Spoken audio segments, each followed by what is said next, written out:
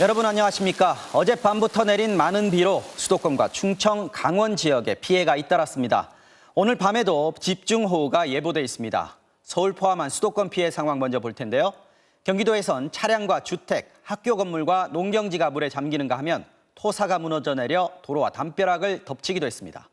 서울에서도 불어난 물에 행인이 휩쓸리고 하천 주변 도로와 주차장이 침수됐습니다.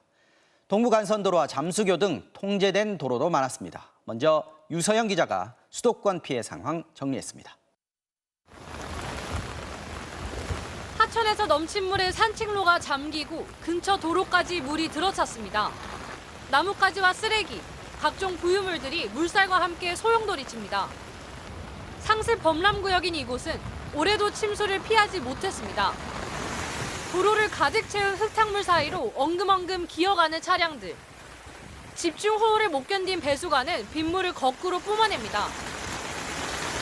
흙탕물이 앞범퍼까지 차오르면서 비상등을 켠 차량이 도로 한가운데 멈춰섰고 침수된 차로를 피해가기 위해 중앙선을 넘어 역주행하는 아찔한 모습도 목격됐습니다.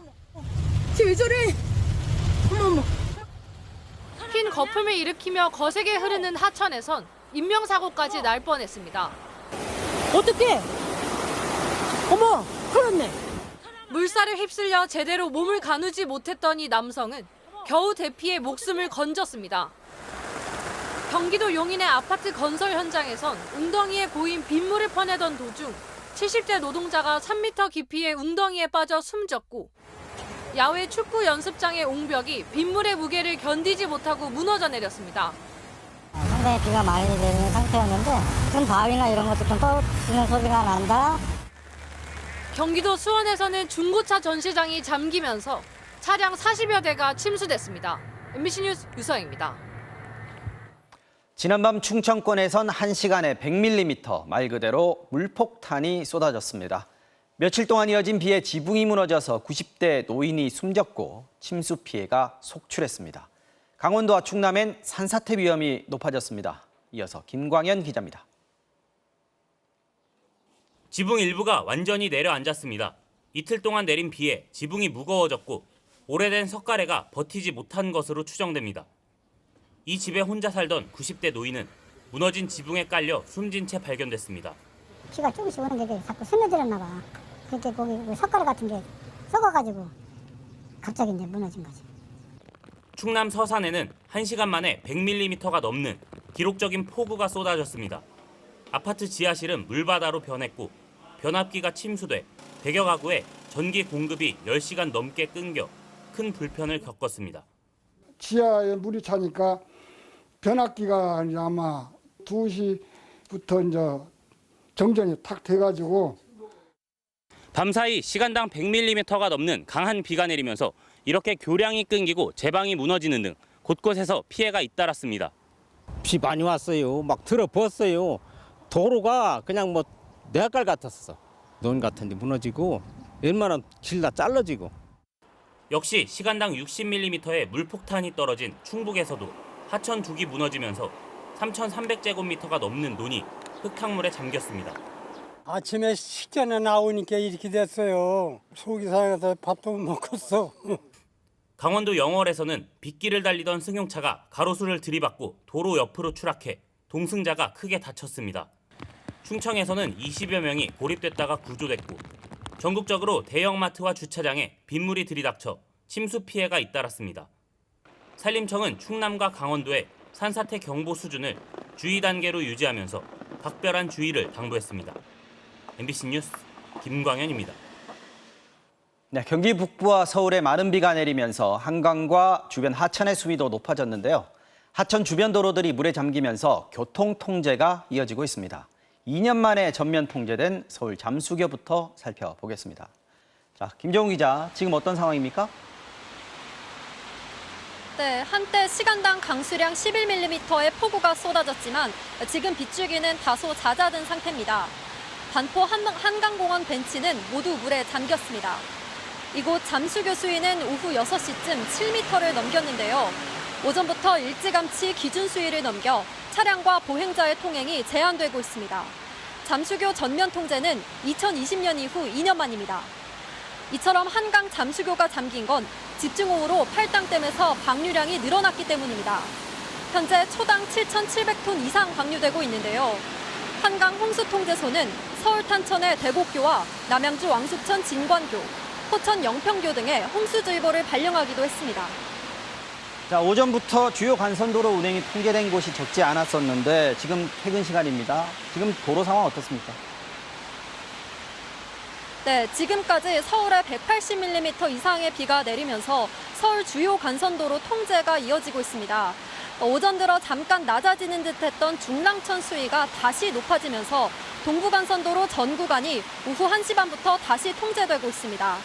또 양재천로 일부 하부도로, 올림픽대로 여의상류 나들목 등 하천 인근의 간선도로 통행이 제한되면서 우회도로들이 정체가 심해진 모습입니다. 기상청은 내일까지 수도권과 강원 지역을 중심으로 천둥 번개를 동반한 시간당 30에서 50mm의 강한 비가 집중될 것으로 예상하고 있습니다. 서울 전역에 호우경보가 내려진 가운데 서울시는 대중교통 집중배차 시간을 출퇴근 시간대에 30분씩 연장하고 퇴근 시간 지하철 운행도 늘리기로 했습니다. 지금까지 서울 잠수교에서 MBC 뉴스 김정우입니다. 네, 이어서 굵은 비가 오랫동안 내리고 있는 경기 북부 상황 보겠습니다. 임진강 군남댐에 취재기자 나가 있습니다. 자, 유현진 기자, 군남댐 수위가 어제보다는 낮아졌다고 하던데 지금은 어때요? 네, 이곳 군남댐 일대는 오전부터 장대비가 쏟아지다 지금은 약한 비가 내렸다 그치기를 반복하고 있습니다. 어제부터 지금까지 경기 북부 지역은 연천군 청산면 310mm, 포천시 창수면 298, 파주시 탄현면 293mm 등 최고 300mm가 넘는 많은 비가 내렸습니다. 며칠간 장맛비가 이어지면서 군남댐은 13개 수문을 모두 열고 초당 1,800여 톤의 물을 쏟아내며 수량을 조절하고 있습니다. 군남댐 수위는 어제 오후 6시부터 조금씩 낮아지면서 오늘 오후 6시 반 기준 27.9m 수준을 보이고 있습니다. 안전하게 댐을 관리할 수 있는 한계치인 40m와는 12m가량 여유가 있는 셈입니다. 이곳에서 56km 정도 떨어진 임진강 상류에는 북한 환강댐이 있는데 북한에도 비가 많이 내리면서 환강댐이 방류를 시작한 것으로 알려졌습니다. 그러나 임진강 필승교 수위는 어제 오후 4시 접경 지역 위기 단계 수위인 7.5m에 근접하는 6.3m를 기록한 이후 수위가 점차 낮아지며 안정적으로 관리되고 있습니다. 오늘 오후 6시 반 기준 필승교 수위는 3.2m 수준을 보이고 있습니다. 그러나 장마전선이 북상해 내일 오전까지 환강댐 유역 등 북한에 최고 200mm 안팎의 많은 비가 내릴 것으로 보여 긴장을 늦출 수 없는 상황입니다. 지금까지 임진강 군남댐에서 MBC 뉴스 류현진입니다. 네, 방금 보신 군남댐 등 접경 지역 하천 수위에 바로 영향을 미치는 북한의 환강댐이 이미 며칠 전에 수문을 열었던 것으로 알려졌습니다.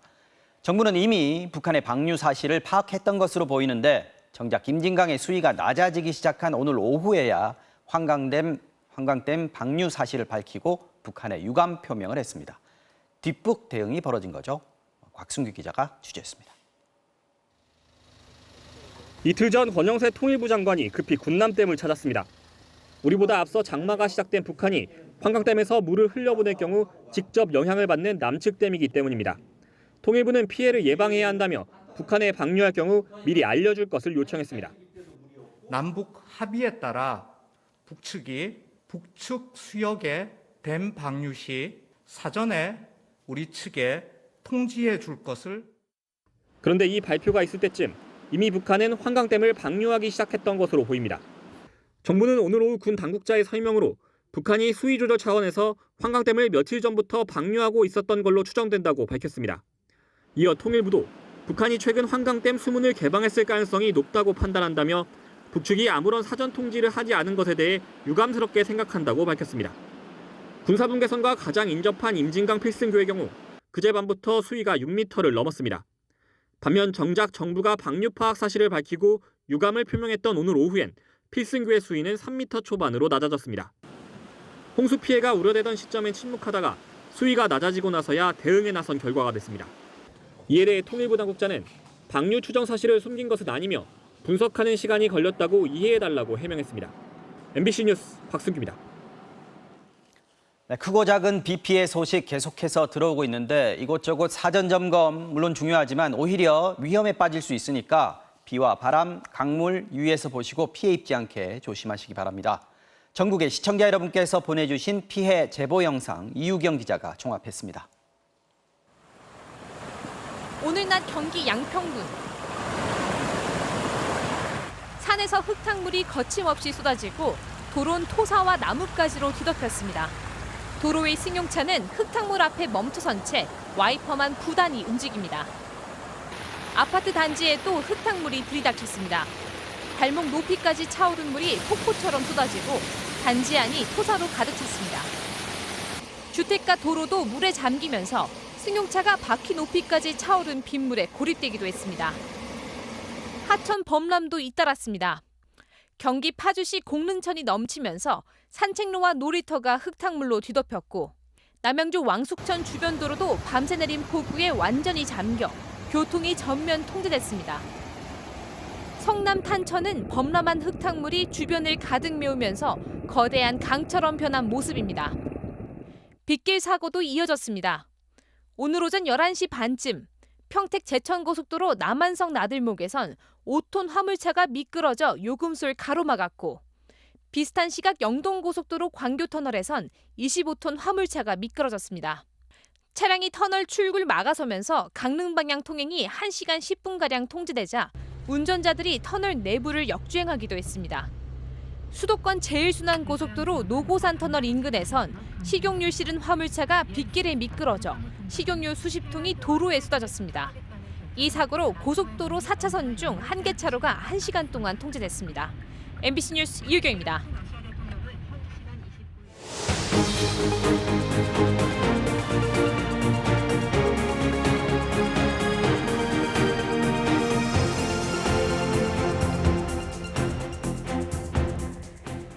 경찰이 오늘 경기주택도시공사 본사에 대한 강제 수사에 나섰습니다. 지난 대선 당시 경기주택도시공사의 직원 숙소가 민주당 이재명 의원의 비선 캠프로 사용됐다는 의혹에 대해서 수사의 속도를 높이는 모습인데요. 김세영 기자가 전해드리겠습니다.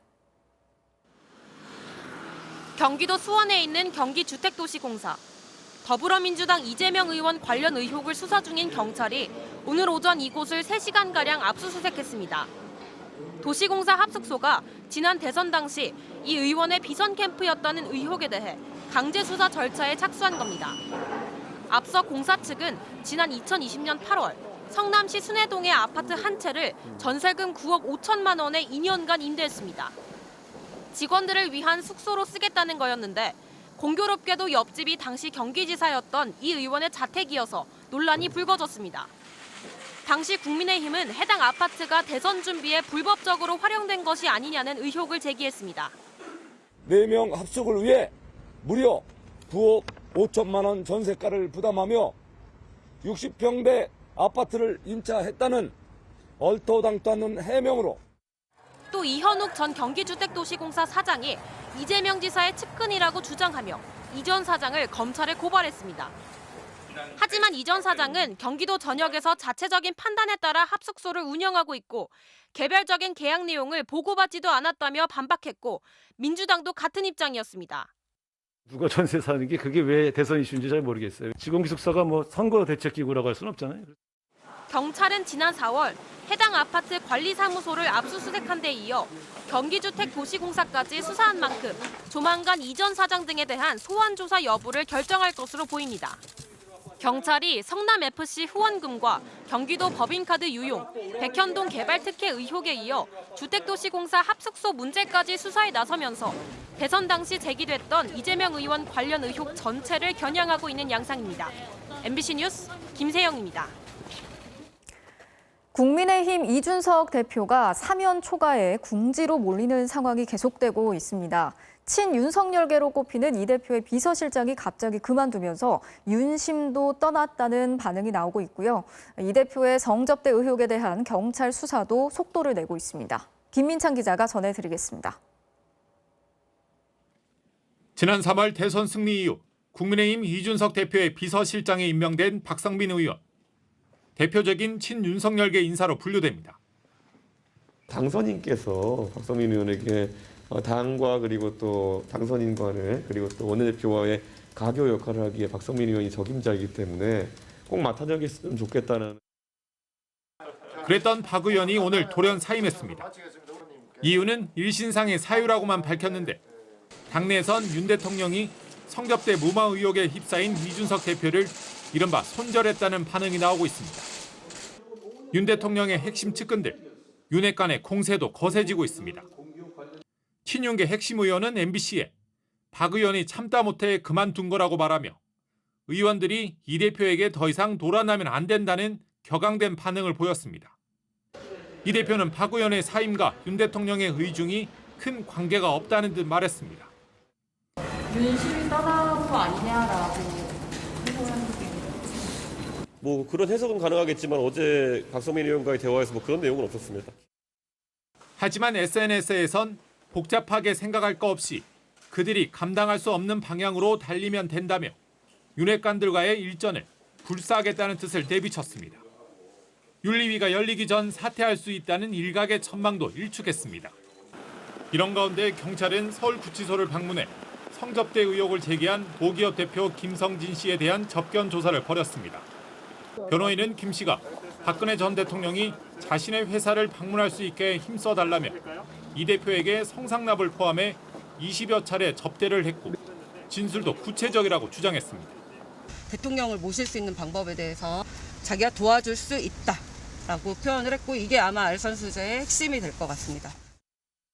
이 대표는 관련 의혹에 대해 사실 무근이란 입장을 유지하고 있습니다. MBC 뉴스 김민찬입니다. 건강 악화를 이유로 형 집행이 정지된 이명박 전 대통령이 석방이 결정된 지 이틀 만에 병원에서 퇴원을 해서 집으로 돌아갔습니다. 이 전 대통령 측은 집에서 통원 치료를 해도 될 정도로 건강이 호전됐다고 설명했습니다. 김지인 기자가 취재했습니다. 서울대병원에 입원 중이던 이명박 전 대통령이 오늘 오후 4시쯤 퇴원해 서울 논현동 자택으로 돌아갔습니다. 검찰에서 형 집행정지 신청이 받아들여져 석방이 결정된 지 이틀 만에 언론 노출을 피해 귀가한 겁니다. 이 전 대통령이 귀가하기 전 병실에는 부인 김윤옥 여사가 보호자 자격으로 함께 머물렀고 면회는 제한된 상태였습니다.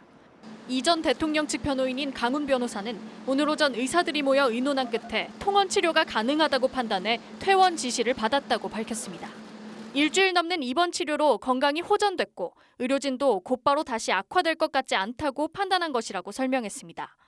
구체적인 병명과 건강 상태를 밝힐지 여부에 대해선 당사자인 이 전 대통령과 상의해 결정하겠다고만 말했습니다. 형 집행정지를 결정한 의사 소견서에는 당뇨 후유증으로 신체 저항력이 극도로 악화돼 있어 균이 많은 외부 환경에 노출될 경우 생명이 위험할 수 있다는 내용이 포함된 것으로 파악됐습니다. 여전히 14년 형기가 남은 이 전 대통령 측은 석 달의 형 집행정지 기간이 끝나면 다시 집행정지를 신청하겠다는 입장입니다. 최근 윤석열 대통령은 전직 대통령을 장기간 수감시키는 건 맞지 않다며 이 전 대통령에 대한 특별 사면 의사를 내비친 바 있습니다. MBC 뉴스 김지인입니다. 전남 완도에서 숨진 채 발견된 일가족에 대한 부검이 오늘 이뤄졌는데 한 달 가까이 물속에 잠겨 있어서 일단 정확한 사인은 확인이 되지 않았습니다. 의미 있는 분석 결과가 나오려면 보름 이상 시간이 걸릴 것으로 보이는데요. 경찰은 아버지의 가상화폐 투자 실패와 이번 사건의 연관성을 찾는 데 수사력을 집중하고 있습니다. 먼저 임지은 기자가 취재했습니다. 전남 완도 앞바다에서 발견된 가족들에 대한 부검이 이뤄졌습니다. 부검의 1차 소견은 사인 불명, 그리고 익사 가능성을 배제할 수 없다는 의견이 달렸습니다. 외상의 흔적은 없었지만 오랜 시간 시신이 물속에 잠겨 있어 명확한 사인을 알 수 없는 상태. 바닷속에 플랑크톤이 이제 이렇게 들어가는데 기간이 지나서 이 속에 있는 게 플랑크톤인지 아닌지 그걸 좀 더 감정을 해봐야겠다 그런 취지 같아요. 2차 정밀 부검 결과가 나오기까지는 한 달가량 걸리는데 수면제 같은 약물 복용 사실도 그때쯤 규명될 거로 보입니다. 또 인양 당시 차량 기어가 주차해 있었던 점, 아버지만 안전벨트를 매고 있었던 점도 풀리지 않은 의문으로 남았는데 바닷물에 손상된 블랙박스와 가족 휴대전화를 복원해야만 원인을 파악할 수 있을 것으로 보입니다. 2, 3일 동안 또 말려한다 그걸 바로 하는 게 아니다. 그다음에 여러 가지 하다 보면 한 2주 이상도 써야 된다고 그러네요. 뒤늦게 일가족에 대한 금융수사에 들어간 경찰은 현재까지 가족의 빚이 1억 2천만 원 정도로 추정하고 있습니다. 경찰은 내일 조 씨가 투자했던 가상화폐 거래소에서 거래 정보를 건네받아 본격적인 분석에 들어갈 예정인데 최근 폭락한 루나코인과 이번 사건과의 관련성 여부도 윤곽을 드러낼 것으로 보입니다. MBC 뉴스 임지은입니다. 자, 이렇게 생활고 등을 이유로 일가족이 모두 숨지는 안타까운 사건이 끊이지 않고 있죠. 특히 어린 자녀의 경우 자신이 동의를 하지도 않았는데 부모의 선택 때문에 함께 희생이 된다는 점에서 더 큰 비극이 아닐 수 없습니다. 이처럼 가족 살해로 희생되는 아동의 문제 어떻게 봐야 할지 먼저 조재영 기자의 보도부터 보시겠습니다. 지난 2020년 5월 울산지방법원. 생활고 끝에 자폐가 있는 9살 딸을 숨지게 하고 자신도 죽으려다 살아난 40대 어머니를 향해 판사가 판결문을 읽습니다. 세상 힘들면 힘들수록 이런 범행은 급격히 증가합니다. 반복되는 이런 범행을 볼 때마다 예상치 못한 선물이 계획이 없던 가족 여행이 두렵습니다. 피고인만이 아니라 부모에게 숨진 아이들과 우리 사회 전체를 향해 말을 거는 판사. 징역 4년을 선고한 뒤 마지막 문장을 읽으면서 끝내 울먹입니다. 죽음과 함께 모두 사라졌습니다. 엄마가 아이에게 건네는 마지막 말이 자자, 좋은 곳으로 같이 가자가 되는 세상은 얼마나 비통하고 비통합니다. 우리가 안전망입니다. 경제 규모가 발전해도 양극화, 위험 사회 속에서 이 같은 범죄는 반복되고 있습니다. 2년 전 채무에 시달리다 5살, 1살짜리 자녀를 숨지게 한 뒤 목숨을 끊은 40대 부부. 빚 독촉을 받았다며 초등학교 1학년, 5학년 아들과 함께 죽음을 택한 부모. 사채 때문에 4살도 안 된 남매와 어린이날의 삶을 마감한 부모도 있었습니다. 사채가 한 5,500, 5,000 정도 되는 것 같고 형편이 그렇게 좋은 집안은 아닌 것 같아요. 한 연구에 따르면 2000년부터 약 20년간 언론을 통해 보도된 가족 살인 사건은 400건이 넘었습니다. 범행 동기는 대체로 처지 비관, 생활고, 그리고 금전 문제 순이었습니다. 전에는 흔히 동반 자살이라 불렀지만 어린 자녀들은 죽음에 동의한 적이 없는 만큼 가족 살해 또는 살해 후 자살로 규정해야 한다는 지적이 힘을 얻고 있습니다. 나는 아이의 시각에서 이 사건을 전혀 본 적이 없구나라는 생각이 퍼뜩 들더라고요. 사망한 아이의 진술을 들을 수가 없거든요. MBC 뉴스 조재영입니다. 자, 조금 전 리포트 전해드린 조재영 기자와 함께 가족 살해와 관련된 쟁점을 조금 더 짚어보겠습니다. 자, 조 기자. 동반 자살이 아니라 가족 살해다. 가장 극단적인 아동 학대다. 이런 지적인데 법원의 판단들도 대체로 비슷했던 것 같습니다. 네, 이번 완도 사건은 가족 전체가 숨지긴 했지만 가족 살해 사건 중에서 부모가 살아남아서 처벌을 받은 사건들도 있습니다. 네. 이런 사건에 대한 법원의 판결을 보면 일관되게 자녀 살해라고 지적하고 있습니다. 부모가 일방적으로 판단하고 자녀의 인권을 극단적으로 무시하는 아동 학대라는 건데요. 네. 자녀를 별개의 인격체로 보는 게 아니라 부모의 소유물로 여기는 가부장적인 인식도 꾸준히 문제로 지적되고 있습니다. 네, 사실 이런 사건들이 있을 때마다 오죽했으면 그랬겠냐 이런 안타까운 마음이 들기도 하지만 이렇게 온정주의적인 시선으로 보면 안 된다는 거죠. 네, 맞습니다. 네. 그런데 동시에 또 공동체의 책임, 우리의 책임과 과제도 또 짚고 넘어가야 될 것 같습니다. 네, 맞습니다. 조금 전 리포트에서 박주영 판사의 판결 내용 일부를 들으셨는데요. 박 판사는 부모가 아이에게 하는 마지막 말이 좋은 곳으로 같이 가자인 세상이 얼마나 비통하냐면서 우리가 안전망이다라고 말했습니다. 우리가 안전망이다. 무슨 의미인가요? 네, 이걸 좀 더 깊이 들여다보면 자녀 살해 사건의 배경에는 혼자 남겨지는 자녀를 책임지게 될 공동체에 대한 불신, 이 공동체를 신뢰하지 못하는 측면도 있고 우리가 이걸 살펴봐야 한다는 의미일 겁니다. 법원이 일관되게 자녀 살해를 비판하면서도 단죄만으로 끝낼 게 아니라 아동보호 제도와 사회적 안전망이 반드시 필요하다고 꾸준히 지적하고 있습니다. 네, 오늘 여기까지 듣겠습니다. 조재영 기자 잘 들었습니다. 나토 정상회의에 참석한 윤석열 대통령이 조금 뒤 귀국길에 오릅니다. 중국 포위에 나선 미국과 유럽 국가들의 사실상 지지 의사를 밝혔고 관계가 틀어졌던 일본 정상과 만났습니다. 첫 순방 어떻게 평가할 수 있을지 스페인 마드리드에 가 있는 취재기자 연결해서 알아보겠습니다. 자, 이정은 기자, 어젯밤 가장 관심을 모았던 한미일 정상회담이 열렸죠? 어땠습니까? 네, 4년 9개월 만에 한미일 정상이 만났습니다. 회담을 추진한 건 조 바이든 미국 대통령이었는데 2015년 부통령 시절에도 한일 위안부 합의를 이끌면서 이혼 상담을 하듯 중재했다 이런 말을 한 적도 있습니다. 이번에도 한일 정상을 한자리에 모았는데 일단 이견이 없는 북한 핵 문제에 협력을 강화하자고 의견을 모았습니다. 정상들의 발언 들어보시겠습니다. Our trilateral cooperation, in my view, is essential to achieving our shared objective, including a complete denuclearization of the Korean Peninsula. 북한의 핵미사일 위협이 고도화되고 국제정세의 불안정성이 커진 상황에서 한미일의 협력 중요성은 더욱 커졌습니다. 日米韓連携強化不可欠であります。북핵 문제에 대한 공동 대응을 강화하자고 공감한 건데 미국과 일본은 다른 것도 챙긴 분위기입니다.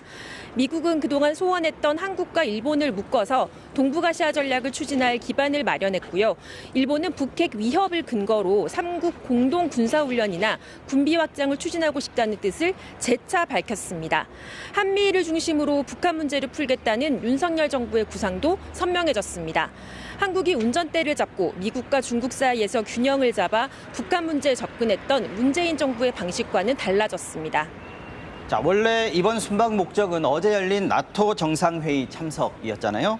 우리 외교의 무게추가 서방을 더 향하게 됐다 이렇게 봐도 되겠습니까? 네, 그래도 될 것 같습니다. 나토 정상회의 연설에서 윤 대통령은 자유민주주의와 법치주의 같은 보편적 가치가 부정되는 상황, 그러니까 중국, 러시아가 세계 경제와 안보에 미치는 영향에 우려를 표시했습니다. 중국을 이익에 도전하는 세력이라 규정한 나토의 입장에 지지 의사를 밝힌 셈입니다. 문제는 우리나라와 경제적으로 깊숙이 얽혀 있는 중국이 강하게 반발하고 있어서 불안 요인이 되고 있다는 점입니다.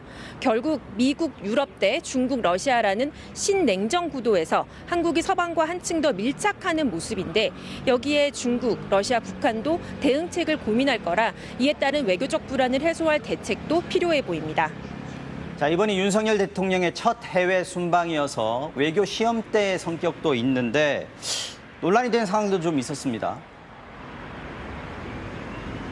네, 나토 사무총장과의 면담이 한 차례 연기되면서 대통령이 회담장까지 왔다가 30분 기다리다 돌아갔습니다. 또 나토 홈페이지에 윤 대통령이 눈을 감고 있는 기념사진이 올라왔다 다시 눈을 뜬 사진으로 수정되는 일도 있었습니다. 대통령실은 다자 외교 무대에서 있을 수도 있는 일이라고 해명을 했지만 준비가 부족했다는 비판도 나오고 있습니다. 스페인 마드리드에서 MBC 뉴스 이정은입니다. 네, 이번 나토 정상회의는 사실상 중국에 대한 포위 전략을 펴고 있는 미국이 유럽 국가들을 포섭하는 무대로 활용됐습니다. 예고했던 대로 나토는 새로 채택한 전략 개념에서 견제해야 할 대상으로 중국을 공식 명시했습니다. 워싱턴 왕종명 특파원 연결해 보겠습니다. 자, 왕 특파원, 중국이 나토 회원국 공동의 견제 대상이다. 예상됐던 결과긴 합니다. 네, 나토가 앞으로 10년 동안 어디로 나아갈지 30개 회원국의 뜻을 모아 다짐하는 게 이 전략 개념인데요. 중국이 처음 견제 대상으로 공식 등장했습니다. 러시아는 가장 심각하고 직접적인 위협이고 중국은 도전이라고 표현했습니다. 나토가 군사동맹체인 만큼 중국의 도전에도 이 핵무기를 개발하고 대만을 위협한다는 군사적 의미를 달았습니다. 자, 근데 지금 유럽에서 전쟁을 벌이고 있는 나라는 러시아입니다. 근데 이번에 나토는 오히려 지리적으로 떨어진 중국을 겨냥했단 말이죠. 역시 미국의 의지가 반영됐다고 봐야죠. 네, 나토는 1949년에 구소련이 서쪽으로 팽창하는 걸 막기 위해 만들어진 군사적 결사체입니다. 그런데 73년이 지나서 중국이 견제 대상으로 추가된 건 지금 중국과 패권 다툼을 벌이는 미국이 중국을 상대로 한 포위 전략을 유럽으로 확장시켰다는 의미입니다. 사실 이번 결정에 독일, 프랑스는 중국이 EU에 미치는 경제적 영향력을 의식해서 수위를 낮추자는 쪽이었는데 결국 위협이 아니라 도전으로 절충하고 미국의 힘을 실어줬습니다. 네, 이번 나토 정상회의도 마찬가지입니다만 미국이 중국을 포위하는 그물을 좀 더 넓고 튼튼하게 지금 계속 치고 있는 과정이에요. 네, 그렇습니다. 트럼프는 돈만 들어가는 군사동맹 나토 재선하면 탈퇴하겠다고 했지만 지금 바이든은 동맹 우방을 철저히 활용하고 있습니다. 중국을 전략 개념에 처음 등장시킨 나토 정상회의에 한국, 일본, 호주 같은 인도태평양 국가를 따로 부른 것도 미국의 큰 그림이라고 봐야 합니다. 러시아에 맞선 나토의 대서양과 중국에 맞선 인도태평양 사이에 물꼬를 허물어서 두 진영이 중러를 교차로 견제하겠다는 겁니다. 지난 5월에 출범시킨 인도태평양 경제협력체까지 감안하면 경제에다 군사까지 미국이 주도하는 대중국 포위망은 갈수록 견고해지면서 세계 패권 구도의 틀을 다시 짜고 있습니다. 지금까지 워싱턴이었습니다.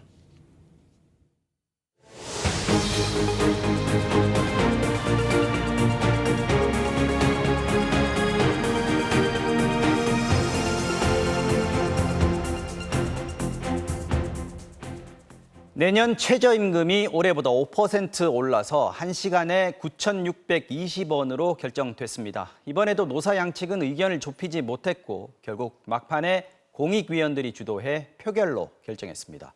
노동자들도 사용자들도 모두 불만을 나타냈습니다. 먼저 임상재 기자가 전해드립니다. 내년도 최저임금 1시간에 9,620원, 올해보다 5%, 460원 올랐습니다. 월급으로 환산하면 201만 원입니다. 주 40시간을 꽉 채워 일하고 일주일에 하루씩 유급휴일 수당까지 받는 경우에 그렇습니다. 이번에도 막판까지 합의는 하지 못했습니다. 결국 노사위원들 상당수가 퇴정한 채 공익위원들이 안을 제시하고 표결로 결정했습니다. 5% 인상하는 물가 상승률 전망치에 경제 성장률 전망치를 더한 뒤 여기에 취업자 증가율 전망치를 빼서 산출했습니다. 노사는 모두 결과에 불만을 나타냈습니다. 결국은 임금이 인상되는 것이 아니라 동결을 넘어서서 실질 임금이 삭감되는 지불 능력이 거의 한계에 도달했던 것이 저희 사용자님들의 생각이고 최저임금 연평균 인상률은 박근혜 정부 5년 동안 7.4%였고 문재인 정부 5년 동안 7.2%였습니다. MBC 뉴스 임상재입니다. 자, 지금 보신 것처럼 최저임금 받는 노동자들도 최저임금 주는 사용자들도 모두 강하게 반발하고 있습니다. 양쪽 다 물러설 곳이 없는 절박한 사람들이다 보니 이런 갈등이 해마다 반복됩니다. 해법은 없을까요? 차주혁 기자의 보도입니다. 최저임금을 주는 사람, 최저임금을 받는 사람. 편의점은 두 사람이 함께 일하는 곳입니다. 먼저 편의점 점주. 지금 5%? 저희 점포 계산해 보니까 순수 인건비만 한 25만 원이 올라가더라고요. 임금이 올라가면서 그 지출을 줄이기 위해서 제 시간을 늘릴 수밖에 없었어요. 편의점 알바 노동자는 어떨까? 저희 임금이 오른 거에 비해서 지금 현재 저희 가게에서 파는 물건들도 가격이 상당히 많이 올라 있기 때문에 저는 부족하다고 보시는 거죠? 아무래도 물가에 비해서는 그렇게 생각합니다. 최저임금을 주는 쪽은 골목상권 자영업자들, 이미 한계에 다다른 영세기업들입니다. 인건비가 올라도 편의점 본사나 원청기업이 그 부담을 나누지 않습니다. 고스란히 떠안아야 합니다. 인건비나 임대료에 관한 부분은 저희 점주 오롯이 점주가 져야 될 부분이고요. 본부하고 같이 인건비를 부담하는 그런 계약은 없습니다. 최저임금을 받는 쪽도 절박하긴 마찬가지입니다. 주로 청년, 여성, 비정규직들, 우리 사회의 약자들입니다. 그거 갖고 우리가 살기 너무 힘들지요. 왜요? 냉면도 기본이 10,000원이 넘어요. 그래서 나가서 삼겹살을 살려고 해도 2만 원 넘고. 그래서 한국편의점주협의회는 최저임금 인상에 대해 을과 을의 갈등 유발이라는 입장을 냈습니다. 주는 쪽도 받는 쪽도 더 물러설 곳이 없는 을들. 그래서 매년 이렇게 진통을 겪는 최저임금 결정 방식을 바꾸어야 한다는 지적도 나옵니다. 노사 양자의 책임성을 전가하기보다는 국가임금결정위원회를 운영을 하면서 기본임금을 결정을 하고 여기에 경제성장률, 물가상승률, 노동소득 분배율을 고려하는 방식으로 하는 게 좋을 것 같습니다. 하지만 더 근본적인 문제가 여전히 남습니다. 최저임금조차 감당하기 어려운 영세 자영업자들과 한계기업들. 정부가 나서서 이 구조적인 문제를 해결하지 않는 한 을과 을의 갈등은 반복될 수밖에 없습니다. MBC 뉴스 차주혁입니다. 헌법재판소가 낙태죄에 대해 헌법 불합치 결정을 내린 이후 처음으로 임신 중절 실태를 조사한 결과가 나왔습니다. 임신 경험이 있는 여성 10명 중 2명이 낙태를 한 적이 있는 것으로 나타났는데요. 임신 중지율은 헌재 결정 전보다 오히려 줄었는데 여전히 불법인 낙태약을 사는 비용은 크게 들었습니다. 후속 조치가 급합니다. 조희원 기자입니다. 임신 중절 수술을 고민하고 있다며 정부 산하기관에 연락해봤습니다. 의료기관 정보를 요청했지만 직접 찾아보라는 답변만 돌아왔습니다. 그거는 알아보셔야 될 것 같아요. 어디에서도 도움을 받을 수 없었습니다. 대부분 인터넷을 통해서 확인을 하시거나 지역 병원마다 전화를 하셔서 산부인과 병원 10곳을 골라 임신 중절 가능 여부를 물어봤습니다. 8곳에서는 상담조차 거절했습니다. 저희는 안 해요. 상담도 안 해요. 보호자님 없이는 안 되세요. 낙태죄 효력이 사라진 지 1년 6개월. 낙태를 완전히 합법화할지 일부만 허용할지 관련 입법이 계속 미뤄지면서 혼란이 빚어지고 있는 겁니다. 지난해 임신을 경험한 여성 중 임신 중절을 했다고 답한 여성은 15.5%. 임신 중절이 불법이던 2018년에 비해 오히려 4.4%포인트 줄었지만 여전히 무시할 수 없는 수치입니다. 사회활동과 경제적 어려움 때문에 양육이 힘들 것 같아서라는 이유가 가장 많았습니다. 많은 여성들이 어쩔 수 없이 임신 중절을 택한 건데 제대로 된 정보를 얻는 데는 어려움을 겪고 있었습니다.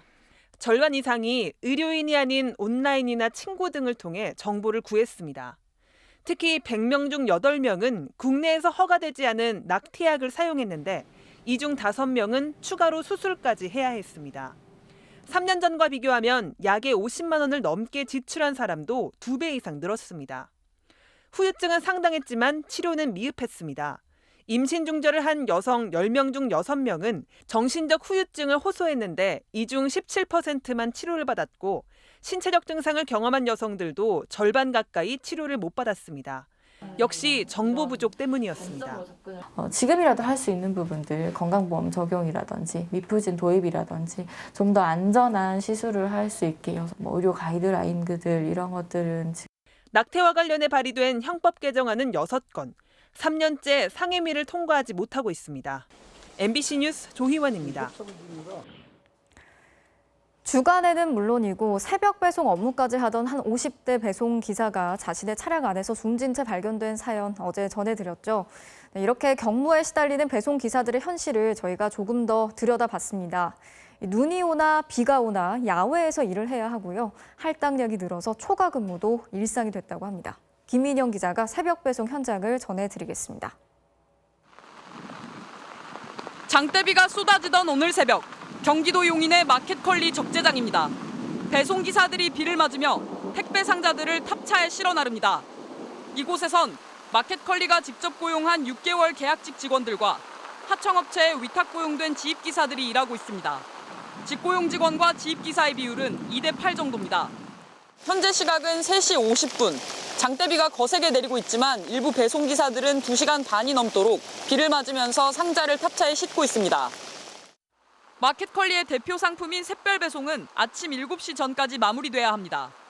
하지만 올해 상반기 들어 할당량이 늘어나면서 작업 시간과 강도가 크게 높아졌다고 지입기사들은 물론 직고용 직원들도 말합니다. 저도 100개 안팎으로 하고 있어요. 90개에서 100개 사이가 되잖아요. 밤 사이에 100가구의 배송을 하려면 시간당 15가구, 4분의 1가구꼴로 해야 합니다. 마켓컬리 측은 틈틈이 휴식하라고 강조하지만 현실적으로는 쉴 시간이 없습니다. 빨리 끝내가지고 쉬는 분들도 있을 수도 있어요. 근데 대부분 사람들은 쉴 수가 없어요. 저도 마찬가지고 쉬면서 배송한다는 건 솔직히 불가능해요. 끼니는 편의점 등에서 대충 해결하는 경우가 다반사입니다. 휴게실 같은 거는? 없어요. 네, 차 안에다 대놓고. 뭐 사셨어요? 빵, 김밥하고 커피. 새벽까지 일하니까. 이렇다 보니 낮밤을 가리지 않고 이른바 투잡을 뛰는 지입기사들의 피로도는 그만큼 높아진 상황. 단체 대화방에는 60건 가까이 매일 하는 건 쉽지가 않다. 배송 출발이 늦으면 종료가 늦어진다는 하소연이 잇따르고 있습니다. 마켓컬리에서만 일하는 직고용 직원들도 크게 다르지 않습니다. 야간에 정해진 시간만 일하면 된다고는 하지만 출근 시간 자체를 앞당겨야 하는 경우가 많습니다. 물량이 이제 많다 보니까 맞는 만큼 이제 빨리 출근해야지 물리적으로 이제 그 시간을 채울 수 있다 보니까 일찍 또 출근하고 또 많아지면 또 일찍 출근하고. 실제로 배송 시간 전인 밤 8시 20분부터 출근 확인이 안 된다, 어서 작업해달라고 현장에선 공지되고 있었습니다. 이 같은 조기 출근이 일상화되다 보니 회사 내부망에는 너무 물량이 과중하게 배정된다, 가차없는 할당은 본사의 선택인지 궁금하다는 직원들의 항의글이 올라오고 있습니다. 그나마 직고용 직원들은 추가 근무를 하면 초과 수당을 받지만 지입기사들은 물량을 기준으로 계약하는 만큼 수당을 기대할 수는 없습니다. 초과 근무 수당 없어요. 오히려 늦지 말라고 눈치를 받지 그 일을 더 한다고 늦게까지 배송한다고 해서 뭘 페이를 더 주거나 하는 건 없어요. 하지만 유례 없이 높아진 기름값에 불안정한 고용 형태 때문에 지입기사들은 이 같은 새벽 배송을 포함한 투잡을 자처하고 있습니다. 마켓컬리 측은 물량이 늘어난 건 사실이지만 그만큼 급여를 높였고 임시 투입 인력도 늘렸다고 강조했습니다. 또 취재팀이 취재한 야외 작업장의 경우 8월 초 신규 부지로 이전할 계획이라고 설명했고 조기 출근 문제도 개선할 부분이 있으면 고치겠다고 밝혔습니다. MBC 뉴스 김민영입니다. SNS를 통해서 마치 연애를 하듯이 계속 연락을 주고받다가 돈을 뜯어내는 사기 행각, 이른바 로맨스 스캠이라고 부르는데 그 수법이 점점 진화하고 있습니다. 이번에는 가상화폐 채굴기에 투자를 하라면서 수십 명으로부터 거액을 뜯어내는 일이 벌어져서 경찰이 수사에 나섰습니다. 김상훈 기자가 단독 취재했습니다. 지난 3월 한 30대 남성은 외국인 친구를 사귀는 앱에서 30대 대만인 여성으로부터 메시지를 받았습니다. 한국어를 배우고 싶다는 말로 시작된 대화는 매일 얘기를 나누는 사이로 발전했습니다. 오늘 잘 지냈어요? 오늘 일이 너무 바빠요. 강아지와 산책하고 저녁 식사하는 사진 등을 보내는 건 물론 음성 메시지도 수시로 보냈습니다. 방금 집에 도착했어요. 잘 자요? 친밀감이 깊어지자 보고 싶다, 사랑한다며 결혼까지 제안한 여성은 어느 날 자신이 부업으로 큰 돈을 벌고 있다고 말했습니다. 외제차 얘기는 계속했어요. 외제차 포르쉐 사진하고요. 외제차 영상 많이 있거든요. 부업해서 번 돈으로 고급 승용차를 사고 강남에 부동산도 구입하겠다고 한 겁니다. 관심을 보인 남성이 소개받은 부업은 코인 거래소 투자 상품. 코인 채굴기에 투자하면 하루에 최대 2%씩 이자를 준다는 식이었습니다. 남성이 10만 원을 넣어봤더니 돈이 불어났고 출금에도 문제가 없었습니다. 처음에 이제 거액을 넣었을 때는 인출이 잘 됐었거든요. 3번 정도 출금을 해봤는데. 속아 넘어간 남성은 대출까지 받아 2억 원 이상을 투자했습니다. 그런데 지난달 중순 갑자기 출금이 막히더니 거래 사이트가 폐쇄됐고 여성은 연락이 끊겼습니다. 이런 식으로 지금까지 28명, 17억 원 규모의 피해가 발생했는데 일부 피해자는 여성과 영상통화까지 했습니다. 영상통화를 했으니까 저는 거기까지는 생각을 못했죠, 솔직히요. 여성이 보냈다는 사진을 확보해 취재진이 검색해봤더니 모두 한국과 중국의 SNS에서 도용된 다른 여성의 사진이었습니다. 영상통화도 합성된 가짜였습니다. 아주 계절별로, 연도별로 사진들을 다 가져오고 동영상 같은 경우에도 이제 얼굴 딥페이크 기술을 해가지고 가짜 코인 거래 사이트는 지금도 영국의 유명 코인 거래소의 이름과 로고를 그대로 베껴 운영되고 있습니다.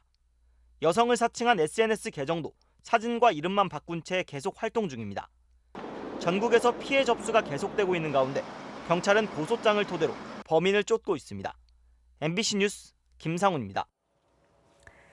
최근 전북의 한 전직 경찰서장이 충돌 사고를 내고 도망을 갔다가 뺑소니 혐의로 입건이 됐습니다. 심지어 무면허 상태였는데 경찰이 이 전직 서장을 붙잡고도 음주 측정을 하지 않은 것으로 드러나면서 전관 봐주기가 아니냐 이런 논란이 일고 있습니다. 조수영 기자가 취재했습니다. 지난 24일 오후 전북 전주의 한 교차로 좌회전 신호를 받고 움직이는 순간 갑자기 오른쪽에서 검은색 외제 차량이 들어와 앞부분을 들이받습니다. 사고 직후 가해 차량은 곧바로 비상 깜빡이를 켜고 차를 세웠습니다. 그런데 운전자가 차에서 내리지 않더니 갑자기 속도를 내고 달아나기 시작합니다.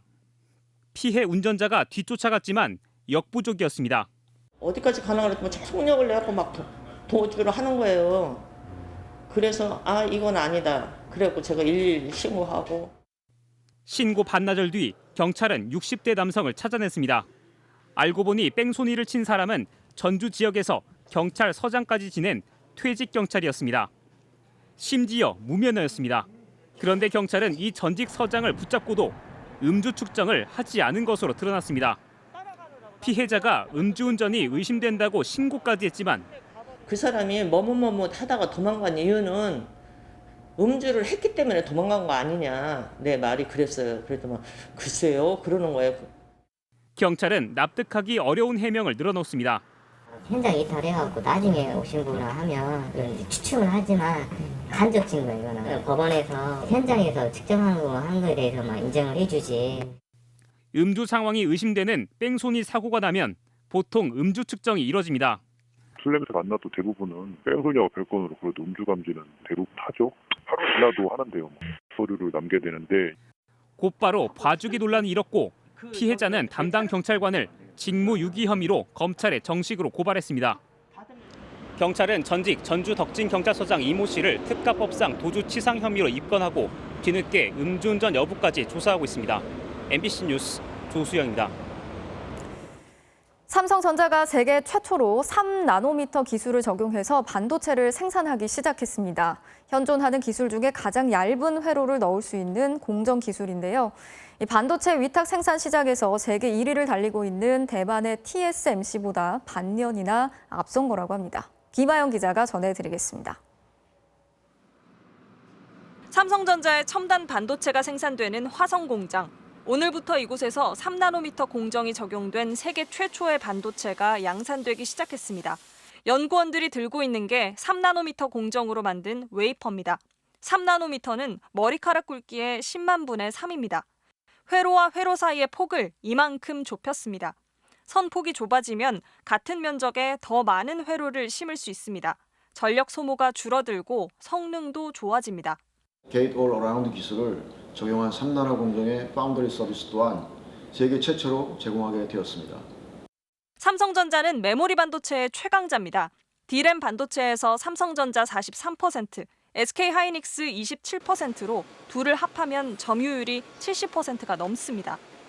하지만 파운드리 분야에서는 대만의 TSMC가 53%로 1등이고 삼성전자는 16%에 불과합니다. 파운드리란 CPU나 스마트폰의 AP 같은 주로 핵심 반도체를 위탁 생산하는 분야입니다. 더 부가가치가 큰 분야에서 아직 추격자라는 뜻입니다. 3나노 공정이 적용된 반도체는 스마트폰, 자율주행, 인공지능 같이 고성능이 필요한 곳에 쓰이게 됩니다. 3나노 양산에 성공했다는 건 삼성이 인텔, 퀄컴, 엔비디아 같은 고객들을 붙잡아 판도를 뒤집을 발판을 마련했다는 뜻입니다. 지금까지 삼성전자는 기술 개발이 TSMC보다 늦었기 때문에 팹리스 회사들이 삼성에게 주문을 주지 않았어요. 3나노 공정이 되어 있으니 이제 주문을 주시오 하는 시그널을 이제 준 거죠. 아직 과제는 있습니다. 경쟁력이 있으려면 불량품 없이 잘 생산하는 정도를 나타내는 수율이 높아야 합니다. TSMC도 하반기에 3나노 공정 양산을 예고하고 있어서 경쟁에 불이 붙을 것으로 보입니다.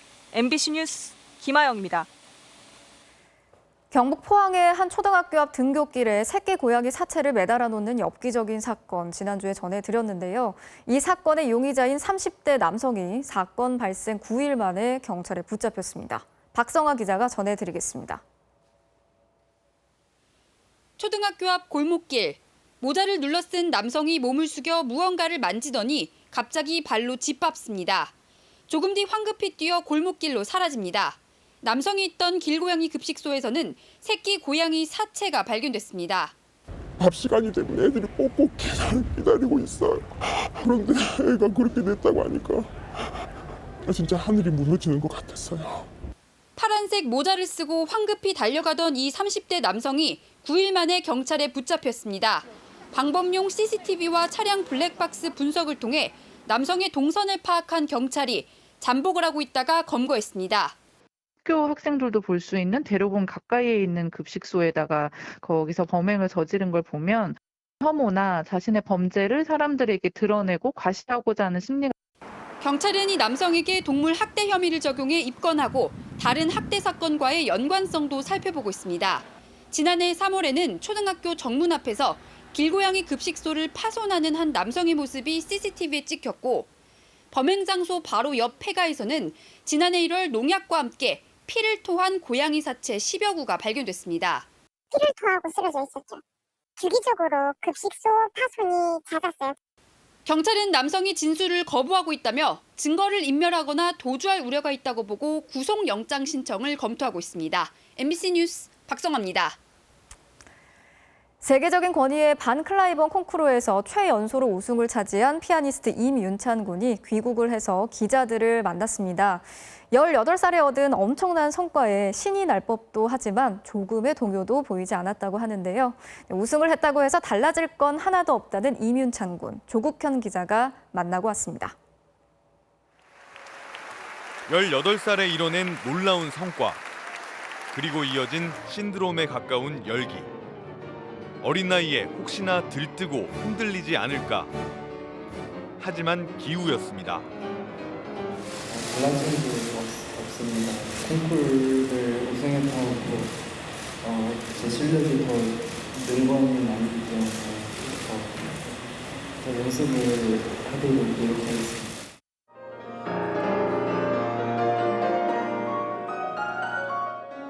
반클라이번 피아노 콩쿠르 우승 뒤 첫 국내 기자 간담회를 수놓은 그의 연주. 우승 후에도 변함없는 제자의 모습이 스승은 대견하기만 합니다. 왼손만 연습하고 있더라고요. 바로 임박해서 연주를 앞두고 있는데도 왼손만 차분하게 이렇게 연습하고 있는 거 보면서 저런 마음이라면 제가 걱정을 하지 않아도 되겠다. 한 세기 전 옛날 예술가들을 동경하는 이유. 악보와 자기 자신의 사이에서 음악을 찾은 사람들이기 때문에 당연히 자기의 생각이 더 들어가고 더 독창적인 음악이 나올 수 있었다고. 한눈 팔지 않고 자신만의 음악을 하겠다는 다짐으로 들렸습니다. 리스트의 단테 소나타를 이해하기 위해 단테의 신곡을 출판사별로 모두 사서 읽었다는 말에선 그냥 천재가 아닌 노력형 인재의 모습도 새어나왔습니다. 진지함으로 일관하던 그는 피아노에만 집중할 또 다른 이유를 들면서 유머도 곁들였습니다. 친구들에게 한번 보여준 적이 있었는데 별로 반응이 안 좋았어요. 상 타고도 변함이 없는 음악을 향한 굳은 심지. 그의 진정한 성장을 기대할 수 있게 했습니다. 다른 생각 없이 그냥 좀 여태까지도 피아노만 치면서 살아왔기 때문에 앞으로도 달라지는 것은 전혀 없고. MBC 뉴스 조국현입니다.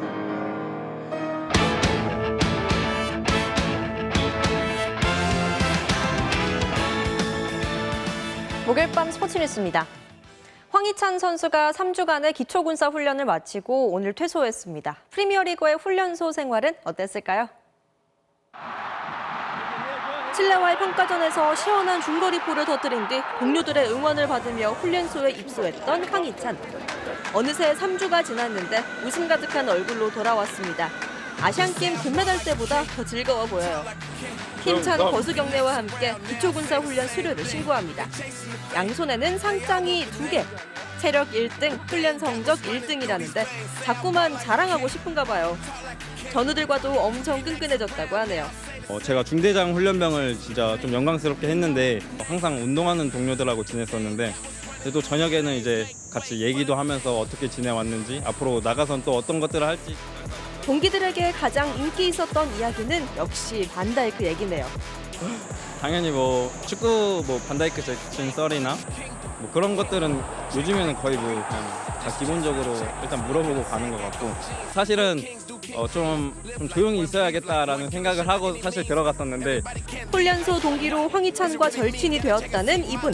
국가대표는 역시 다르다는 걸 느꼈다는데요. 항상 맨 뒤에 서셔서 저희 분대가 이제 낙오자가 한 명도 발생하지 않게 좀 엄청 잘 이끌어 주셨던 거를 보면서 이제 좀 역시 국대는 좀 뭔가 다르긴 다르구나라. 황희찬 선수는 이제 짧은 휴식을 마친 뒤 다음 달 영국으로 출국해 자신의 2번째 프리미어리그 시즌을 준비합니다. 왼 팔꿈치 아래가 없는 장애를 딛고 세계 랭킹 1위 미국 여자 축구 대표팀에서 당당하게 데뷔전을 치른 주인공이 있습니다. 축구 이상의 감동을 선사한 미국의 카슨 피켓 선수를 박주린 기자가 소개합니다. 미국과 콜롬비아의 여자 축구 평가전.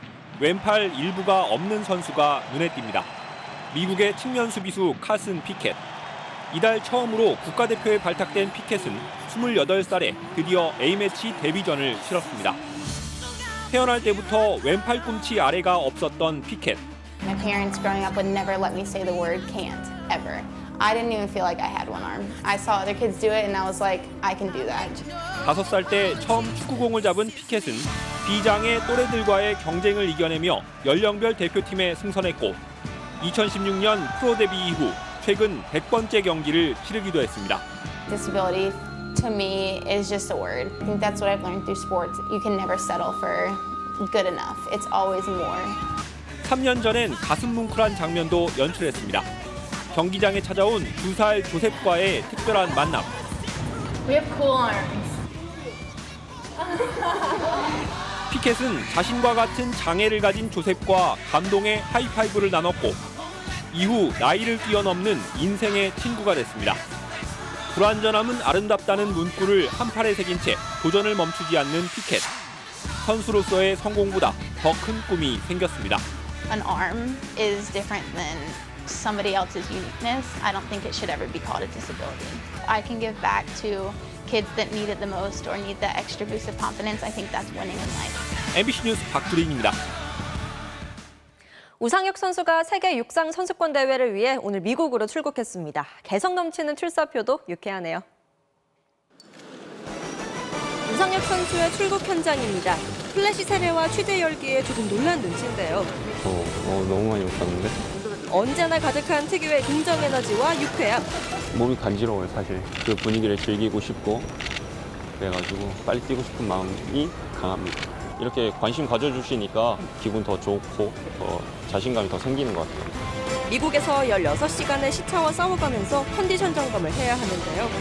이것도 하나의 훈련이라고 생각을 해서 내가 어떻게 해서 여기까지 왔는데 낮잠이 올 때 그냥 계속 입 꽉 깨물고 버티는 스타일입니다. 체중 관리 다이어트가 가장 힘들다고 하네요. 적게 먹어 버릇하니까 그래서 어지러운 부분도 있고 해가지고 기립성 저혈압 이런 것도 많이 오거든요, 사실. 클린한 걸로 많이 먹어서 괜찮고. 지난 3월 실내 세계선수권 우승에 이어 다음 달 실외 세계선수권까지 정복한다면 높이뛰기 역대 5번째로 실내외 세계통합 챔피언에 오르게 되는데요. 세계 육상 역사의 한 페이지 장식할 수 있기를 기대하겠습니다.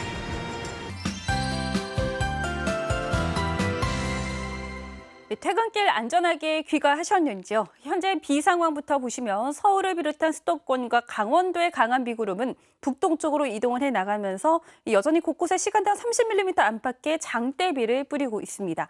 이미 많은 비가 내렸는데 내일 오전까지 서울 등 수도권에는 최고 120mm 이상, 강원도에도 30에서 80mm의 비가 더 내리겠고 내일 남부 내륙을 중심으로는 최고 60mm의 소나기가 내리겠습니다.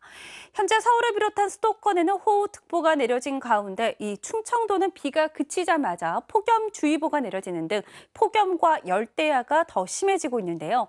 이번 주말 전국적으로 찜통더위가 기승을 부린 뒤 다음 주에는 또다시 폭우가 쏟아질 것으로 보입니다. 특히 연일 폭염만 이어지던 남부지방에도 강한 비가 내릴 가능성이 있습니다. 내일 전국이 종일 흐린 가운데 해안가는 바다 안개가 짙어지겠습니다. 특히 내일은 서울도 비가 그친 뒤 낮 기온이 31도까지 치솟는 등 무덥겠습니다. 일요일부터는 남해상으로 다가오는 열대저기압의 영향으로 남부지방에 비가 오겠고 이후로는 태풍 차바가 남긴 수증기까지 유입돼 전국적으로 많은 비가 내리겠습니다. 날씨였습니다. 네, 비 소식은 이어지는 뉴스 특보를 통해서 계속해서 전해드리겠습니다. 뉴스 마치겠습니다. 오늘도 함께해 주신 여러분 고맙습니다.